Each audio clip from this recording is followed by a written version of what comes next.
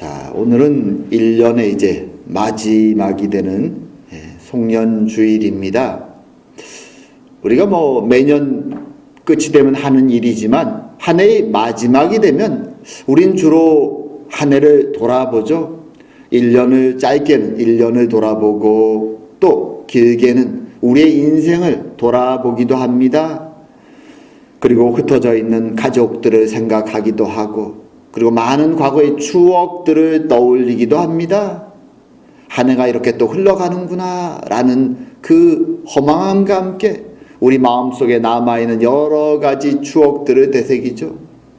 그 많은 것들 중에 오늘은 이 아버지란 단어를 한번 생각했으면 합니다. 여러분들은 아버지라는 단어를 떠올리면 어떤 느낌을 받으십니까? 사실 저도 요즘은 매주 짧게는 한 번, 길게는 2번까지 아버지와 통화하지만 사실 어린 시절에는 아버지하고 별로 대화해 본 적이 없습니다. 항상 밥을 먹을 때, 아침에 밥을 먹을 때 옆에 있습니다. 하지만 그 외의 시간에는 항상 아버지의 일로 직장에 출근하고 또 늦게 퇴근하니까 개인적으로 아버지와 이야기를 나눌 일이 거의 없죠. 그래서 조금 생각하면 두려운 존재이기도 하지만 뭔가 내 개인적인 삶에서는 좀 멀리 떨어져 있는 존재처럼 생각했던 시절도 많습니다. 그리고 어린 시절 나에게 중요한 것은 나의 고민들이죠. 거기에는 가족이나 부모님에 대한 생각들은 별로 없습니다. 주로 나의 친구들과 또 내 개인적인 생각들로 온통 가득 차 있었죠. 그러다가 이제 결혼을 하고 나니까 그때부터 아버지와 어머니, 가족들이 그때부터 눈에 조금씩 들어오기 시작하는 것을 발견했습니다. 그리고 깨닫게 된 것은 이 아버지란 존재가 어릴 때는 그저 아침 먹을 때만 내 옆에 있는 꽤 멀리 있는 존재처럼 느꼈던 그 아버지가 실제로는 가정의 가장 중심이 되고 가족에 있는 모든 책임과 의무를 어깨에 메고 무겁게 살아가는 분이 바로 아버지구나 라는 것을 조금씩 깨닫게 되었습니다. 결국 쉬운 자리가 아니죠. 그리고 전통적인 아버지들이 그랬던 것처럼 입술로 자식들에게 어떤 말을 잘 꺼내지는 않지만 항상 걱정 속에 자녀들을 지켜보는 존재가 아버지이기도 합니다. 옆에 막상 있을 때는 잘 못 느끼지만 그 자리가 비어버리면 아버지의 중요성을 느끼고 깨닫게 되는 자리, 그런 자리가 아버지의 자리죠. 우리 신앙인들에게는 이렇게 육신의 아버지도 존재하지만 동시에 영의 아버지도 존재합니다. 우리 육신의 아버지의 자리가 항상 그 옆에 있기 때문에 우리가 어느 정도 나이가 클 때까지는 그 존재의 의미를 잘 못 느끼는 것처럼 하나님 아버지도 사실 우리는 항상 하나님께 기도하면서도 내 개인적인 삶에 있어서 과연 하나님 아버지가 어떤 존재인가 잘 느끼지 못하고 살아갈 때가 많습니다. 오늘은 한 해를 정리하면서 우리의 인생에 가장 큰 위로가 될 수 있는 이 하나님 아버지가 우리에게 어떤 존재인가 한번 돌아보면서 하나님이 우리에게 주시는 위로를 통해서 힘을 얻고 이 한 해를 마무리하고 또 새해를 시작하는 저희들이 되기 원합니다. 자, 오늘 우리가 읽은 본문들 이사야서와 또 요한복음의 본문들은 하나님과 관련된 내용들을 담고 있습니다. 자, 그리고 우리가 오늘 예배 때 고백했던 신앙 고백 사도신경에도 하나님 아버지에 대한 내용이 나오죠. 한 구절로 짧습니다. 이렇게 얘기하죠. 전능하사 천지를 만드신 하나님 아버지를 믿사오며, 항상 매주일 고백하는 이 내용이 과연 담고 있는 의미가 뭘까요? 하나님이 나의 아버지다 라는 이 의미가 우리 개개인의 인생 속에는 도대체 어떤 의미가 있을까요? 자, 우리 교단이 고백하는 요리문답이 2개가 있죠. 웨스트민스터와 하이델베르그가 있습니다. 그 중에 하이델베르그는 이 질문에 대해서 하나님이 아버지라는 것이 도대체 나에게 무슨 의미가 있는가? 이 질문에 대해서 이렇게 대답을 합니다. 우리 주 예수 그리스도의 영원하신 아버지께서 아무것도 없는 중에서 하늘과 땅과 그 가운데 있는 모든 것을 창조하셨고 또한 그의 영원한 작정과 섭리로서 이 모든 것을 여전히 보존하고 다스리심을 믿으며 이 하나님께서 그의 아들 그리스도 때문에 나의 하나님과 나의 아버지가 되심을 나는 믿습니다. 그분을 전적으로 신뢰하기에 그가 나의 몸과 영혼에 필요한 모든 것을 채워주시며 이 눈물 골짜기 같은 세상에서 당하게 하시는 어떤 악도 합력하여 선을 이루게 하실 것을 나는 조금도 의심치 않습니다. 그는 전능하신 하나님이시기에 그리 하실 수 있고 신실하신 아버지이시기에 그리 하기를 원하십니다. 자, 이것이 요리문답의 대답입니다. 이 대답을 보게 되면 하나님이 우리의 아버지가 되시는 첫 번째 이유는 그분이 우리의 창조주가 되기 때문이다 라고 말합니다. 세상의 창조, 아무것도 없는 무에서 유를 창조하신 창조주가 모든 생명을 시작하신 분이 바로 하나님 아버지다라는 것입니다. 자, 생명의 탄생이라는 것. 사실 우리는 다 부모이기 때문에 자녀를 낳았던 기억이 있죠. 그 생명의 탄생이라는 것은 말 그대로 신비죠. 신비. 어떻게 나를 통해서 하나의 새로운 생명이 태어나는가. 하나님은 이 신비로운 일을 아담과 하와의 창조를 통해서 처음 시작하셨고 대를 이어서 계속 이어갔죠. 한번 상상해 보십시오. 이 추리, 우리의 인생 추리에서 제일 꼭대기에 아담과 하와가 있고 거기서부터 자녀들이 계속 출생하여서 이어지다가 나에게까지 이 출생의 고리가 이어졌다. 그리고 그 신비한 출생의 신비 뒤에는 하나님이 그 모든 연결고리들 뒤에 있다는 것을 우리가 생각하는 것이 중요합니다. 하나님은 창조 세계를 지금도 그의 원칙과 질서 속에 운용하고 계시죠. 우리가 눈으로 볼 수 없는 저 우주에 무수히 많은, 셀 수 없는 그 많은 별들이 엄청나게 많은 은하계와 각 은하계 안에 있는 또 셀 수 없는 그 많은 별들이 각자의 궤도를 따라서 정말 시계가 착착착착착 그 안에 있는 여러 바퀴들 속에 메어져서 움직이는 것처럼, 그래서 1초씩 시간이 지나고 1분이 지나고 그렇게 정교하게 움직이는 것처럼 이 우주의 모든 별들이 움직이는 그 뒤에 하나님의 운용하심이 계신 것이고, 우리가 살아가는 이 땅 위에 모든 생명체들이 살아가는 그 자연의 법칙 뒤에도 하나님의 운용하심과 섭리가 있는 것입니다. 참으로 신비한 것이죠. 만약 이 모든 질서가 마치 아기가 맞아서 착착 돌아가는 이 모든 바퀴들 속에 하나라도 뭔가 톱니바퀴에 어긋나는 일이 생겼으면, 우리 시계가 그렇죠. 착착 돌아가다가 뭔가 거기 하나 딱 끼면 모든 것이 멈춰버리죠. 이 우주의 질서도 어느 하나가 자신의 중력이나 서로의 균형관계가 깨어져 버리면 모든 것이 순식간에 망가져 버릴 수 있죠.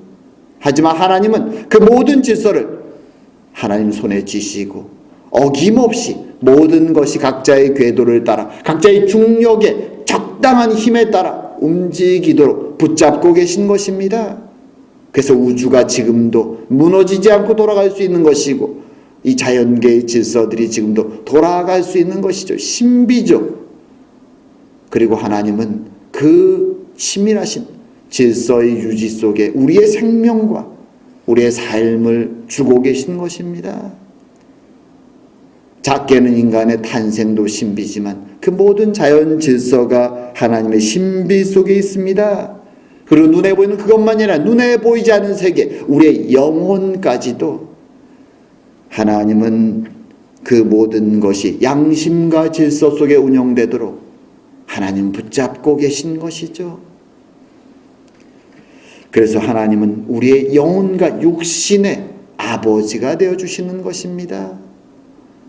우리가 살면서 잘 느끼지 못하지만 곰곰이 그런 것을 하나하나 따져보면 그 모든 것이 얼마나 신비하고 놀라운지 기적인지 우리는 알 수 없습니다.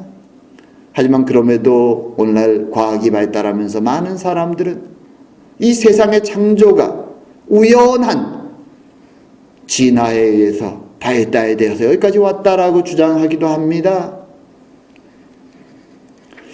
하지만 그들이 많은 것을 설명하려고 이미 이루어진 창조세계 구석구석을 설명하려고 노력하지만 사실 그들은 이 놀라운 세계가 어떻게 도대체 그럼 그 시작에는 뭐가 있는가 설명할 수가 없습니다.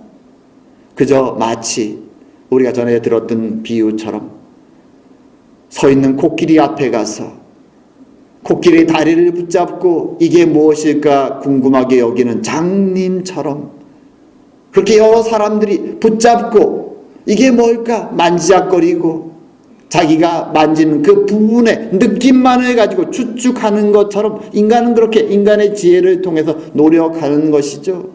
어떤 면에서 이것은 제가 생각하면서 그런 생각이 들었습니다. 아이들이 좋아하는 레고 조각들이 있습니다. 그 레고 회사에서는 레고의 완성된 모형을 보여주죠. 로봇이나 사람이나 동물. 그리고 그 완성체의 설계도를 주고 아이들에게 그것을 만들어 보라고 말합니다.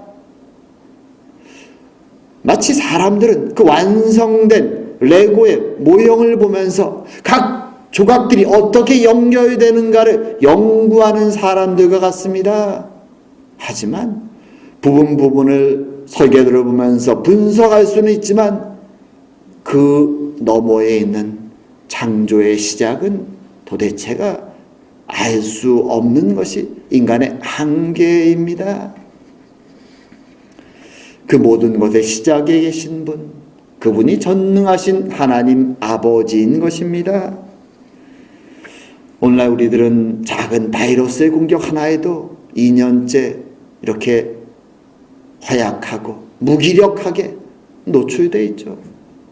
참으로 세상의 모든 것을 알 것 같은, 할 수 있을 것 같은 인간이지만 이 작은 공격 하나에도 멈춰버리는 미약한 존재가 또한 우리라는 것을 우리는 깨닫게 됩니다. 하나님이 우리에게 왜 아버지신가? 우리의 전능하신 창조주 아버지가 우리에게 계시다는 사실, 우리는 그것을 생각할 때 마음이 든든해지죠.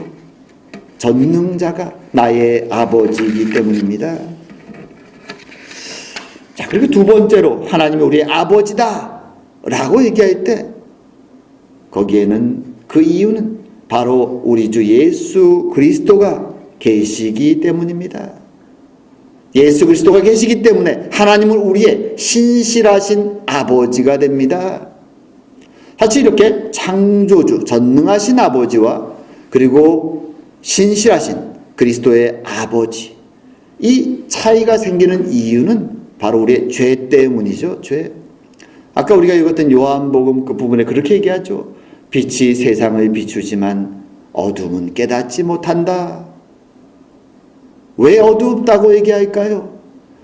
그것은 계시의 근본 되시는, 모든 지혜의 근본 되시는 하나님과 우리의 관계가 죄 때문에 끊어져 버렸기 때문에, 하나님이 주시는 참된 지혜를 우리가 더 이상 얻을 수 없기 때문에 우리가 어두움 속에 있다라고 말합니다. 이미 우리에게 주신 것도 사실 그 지혜도 놀랍지만 그럼에도 불구하고 방향을 잃어버린 지혜인 것이죠. 그래서 우리는 어두움 속에 있다라고 성경은 말합니다. 아담과 하와가 하나님처럼 되고 싶은 욕망으로 죄를 짓고 동산에서 추방된 이후에 인간의 삶은 자신의 욕망을 채우기 위해서 투쟁하고 싸우고 그리고 정복하고 무엇인가를 발명하고 계속해서 전진해 온 것이 인류의 역사죠. 물론 거기 가운데에는 놀라운 발명이 있습니다. 놀라운 발전이 있습니다. 오늘날 우리가 누리는 과학의 발전이 있습니다. 인간은 모든 것을 해낼 수 있을 것 같습니다. 하지만 그 결과가 무엇일까요? 이런 놀라운 개발과 발전의 결과, 안타깝게도 그것은 파괴죠. 우리에게 많은 것을 공급해주는 자연이 매일매일 파괴돼 가고 있습니다. 그리고 자연의 파괴와 함께 우리에게 이제 해가 돌아오고 있죠. 우리 눈으로 온난화의 피해를 봅니다. 매년마다 허리케인이 더 많아지고 더 세지고 강력해집니다.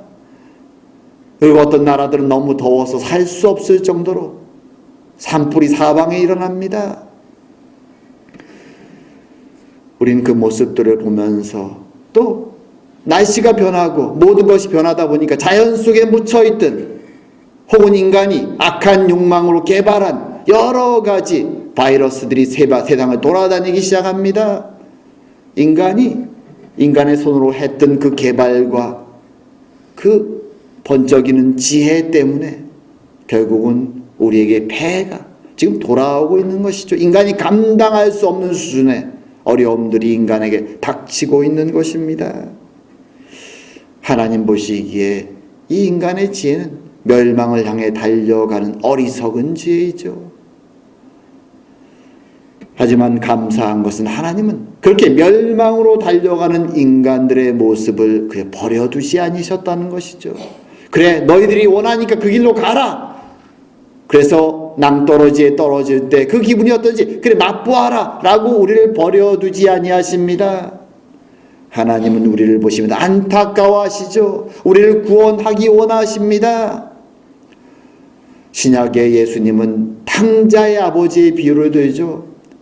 집을 떠나 방황하는 아들 앞에서 안타까워하면서 학수고대하며 아들이 돌아오기만을 간절히 기다리는 아버지의 모습을 하나님에 비유합니다. 하지만 실제 하나님은 단순히 기다리시만 한 것이 아니라 찾아오셨죠. 방황하고 죽음으로 향해 걸어가는 그의 자녀들을 지켜볼 수 없어서 하나님은 찾아오셨습니다. 그래서 아브라함을 찾아오셔서 하나님의 진리를 보여주시고 언약으로 그를 초대하셨습니다. 언약을 맺고 그의 자녀들을 통해서 어둠 속에 방황하는 영혼들에게 생명으로 나갈 수 있는 빛을 비추는 역할을 하기 위해서 하나님은 언약으로 그의 백성들을 초대하고 계셨던 것입니다. 그리고 창세기 15장 횃불 언약에서 보여주는 것처럼, 언약의 내용이 보여주는 것처럼 하나님은 내가 내 목숨을 걸고 죽기까지 반드시 이 약속을 이루겠다. 하나님은 신실하신 하나님으로 우리에게 찾아오셨던 것입니다. 그 신실하신 하나님은 비록 아브라함의 자손들, 이스라엘 자손들이 불순종하고 악을 행하지만 그들을 포기하지 아니하십니다.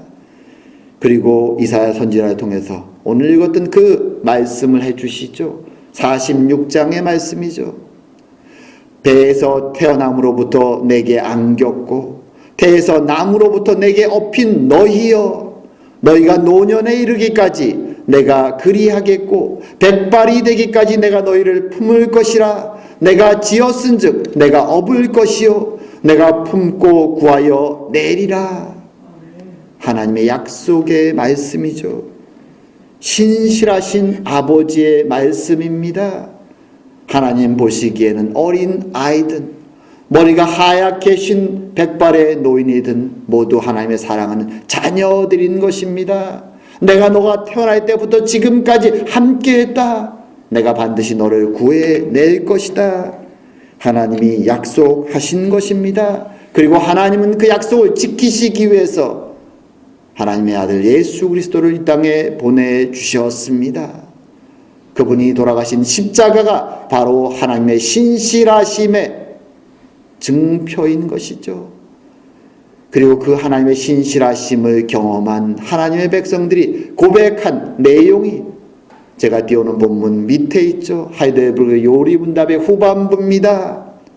우리가 그래서 이 하나님의 신실하심 맛볼 때 이렇게 고백하게 되는 것입니다. 그가 나의 몸과 영혼에 필요한 모든 것을 채워주시며 이 눈물 골짜기 같은 세상에서 당하게 하신 어떤 악도 합력하여 선을 이루게 하실 것을 나는 조금도 의심치 않습니다. 바로 믿음의 조상들의 고백이죠. 신실하신 아버지를 경험한 믿는 사람들의 고백입니다. 인생을 살아가는 그 길에는 기쁨도 있지만 눈물의 골짜기도 많습니다. 때로는 감당할 수 없이 힘든 일도 많습니다. 하지만 그럼에도 불구하고 그 모든 길을 거치며 경험한 믿음의 선조들은 이렇게 고백하는 것이죠. 그럼에도 불구하고 하나님은 모든 것을 협력하여 선을 이루시는 분이다. 나는 의심하지 않는다. 그리고 이 고백을 우리에게 전해주고 있는 것입니다. 이 아버지가 우리를 언약 안으로, 하나님의 신실한 약속 안으로 불러주셨고 지금도 우리와 동행하시며 이 길을 걸어가게 하시는 것입니다.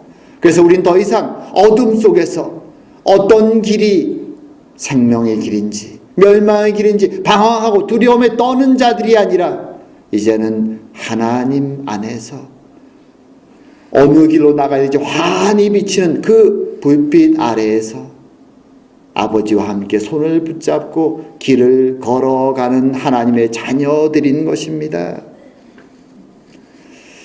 여러분은 매일매일을 어떻게 살아가십니까?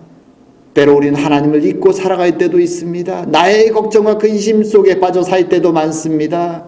하지만 하나님은 나를 바라보라고 말씀하시죠. 너 옆에 함께 걷고 있는 너희들의 신실한 아버지인 나를 바라보라고 말씀하십니다. 우리는 그 하나님께 힘들 때 고백하고 대화하고 그분의 손을 붙잡고 매일매일 걸어가야 되는 것입니다. 이제 말씀을 맺을까 합니다. 이제 한 해를 정리하면서 우리는 우리의 삶의 모습을 돌아봅니다.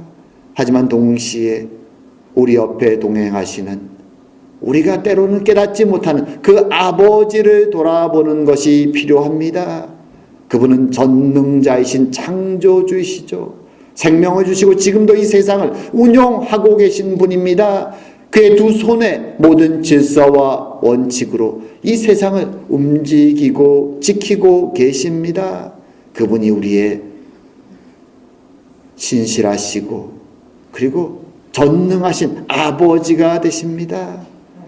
그리고 우리는 죄로 욕심으로 아버지를 떠나 방황하는 자들이지만 아버지는 우리를 포기하지 아니하시고 찾아오셔서 하나님의 약속을 보여주시고 참된 빛을 보여주시고 그리스도의 십자가를 통해서 그것을 증명하여 주셨습니다. 그분이 우리의 신실하신 아버지 되십니다. 비록 세상은 힘들고 어렵지만 그럼에도 불구하고 그 아버지를 붙잡고 아버지가 인도하시는 하나님의 나라를 향하여서 진리의 빛 안에서 함께 걸어가는 그리고 참된 위로와 격려를 누리고 마음에 참된 소망과 기쁨으로 이 한 해를 마무리하고 또한 새해를 시작하는 저와 여러분 되기를 주의 이름으로 축원드립니다. 같이 기도드리겠습니다. 사랑과 은혜의 하나님 아버지, 저희들을 사랑하시고 지키시고 인도하시는 하나님 은혜에 감사드립니다. 우리의 생명의 시작이 되실 뿐만 아니라 우리의 인생의 동반자가 되어주시고 우리의 인생의 끝에도 여전히 함께 하시는 우리의 아버지 하나님을 바라보게 하여 주시옵소서. 세상의 유혹과 세상의 많은 것들에 현혹되어서 아버지를 보지 못하고 살아갈 때가 너무나 많은 연약한 저희들입니다. 주님 부족함을 용서하여 주시고 우리와 동행하시는 아버지를 붙잡고 매일 대화하며 교제하며 주님이 비추는 환한 빛 아래에서 주님의 나라를 향하여 걸어가는 저희 모두가 될 수 있도록 축복하여 주시옵소서. 감사드리오며 모든 말씀 예수님 이름으로 기도드립니다. 아멘.